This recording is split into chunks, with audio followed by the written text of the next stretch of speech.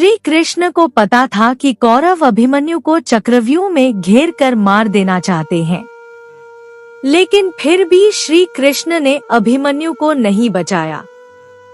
आखिर श्री कृष्ण अभिमन्यु को क्यों मारना चाहते थे और किस वचन की वजह से श्री कृष्ण ने अभिमन्यु को चक्रव्यूह में कौरवों से नहीं बचाया? आइए जानते हैं। चक्रव्यूह एक बहुस्तरीय रक्षात्मक सैन्य संरचना है जो ऊपर से देखने पर गोल चक्र के समान प्रतीत होता है। इसके हर द्वार की रक्षा एक कुशल मराठी योद्धा करता है।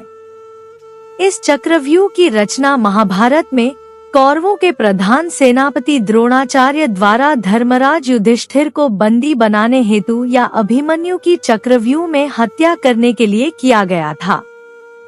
इसके भेदने का ज्ञान पांडव पक्ष में केवल प्रद्युम्न, अर्जुन, कृष्णा और अभिमन्यु को ही था।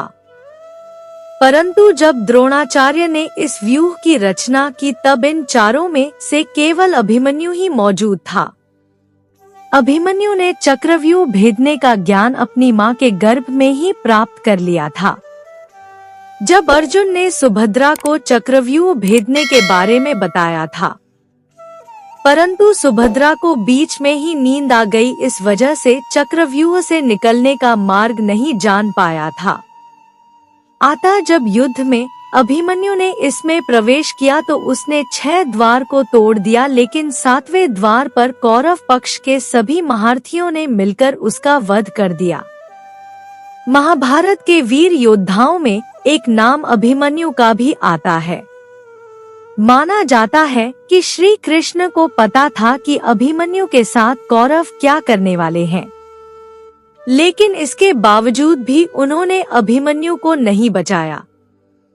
श्री कृष्ण ने अभिमन्यु को क्यों नहीं बचाया? महाभारत के वीर योद्धाओं में एक नाम अर्जुन पुत्र अभिमन्यु का भी गिना जाता है। अभिमन्यु को लेकर एक कथा धार्मिक ग्रंथों में वर्णित है कि वह बहुत कम उम्र में ही युद्ध कौशल में निपुण हो गया था, और जब महाभारत का युद्ध आरंभ हुआ तब अभिमन्यु 16 साल का था और कौरवों के कई महारथियों को अभिमन्यु ने हार का मुख दिखाया था।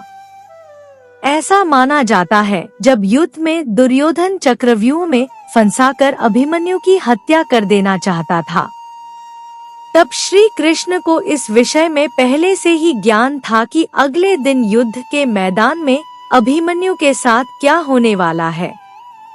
लेकिन इसके बाद भी श्री कृष्ण ने ना तो पांडवों को इस बारे में सचेत किया और ना ही अभिमन्यु की रक्षा की।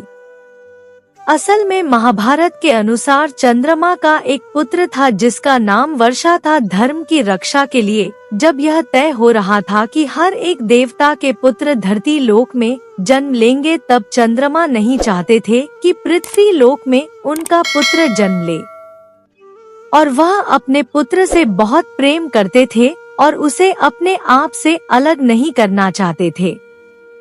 लेकिन भगवान शिव की आज्ञा को चंद्रमा टाल भी नहीं सकते थे। ऐसे में अपने पुत्र को वह पृथ्वी लोक में भेजने के लिए तैयार हो गए।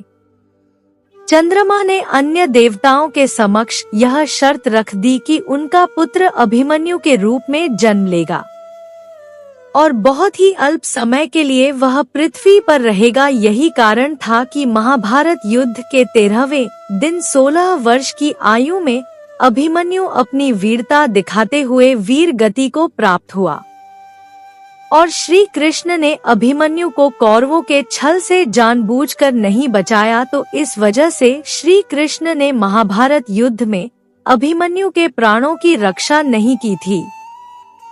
अगर वीडियो अच्छी लगी हो तो वीडियो को लाइक कर कमेंट में जय श्री कृष्णा अवश्य लिखें और चैनल को सब्सक्राइब कर ले ताकि इसी तरह की वीडियो आपको मिलती रहे। कहानी सुनने के लिए बहुत बहुत धन्यवाद। मिलते हैं एक और अच्छी कहानी के साथ।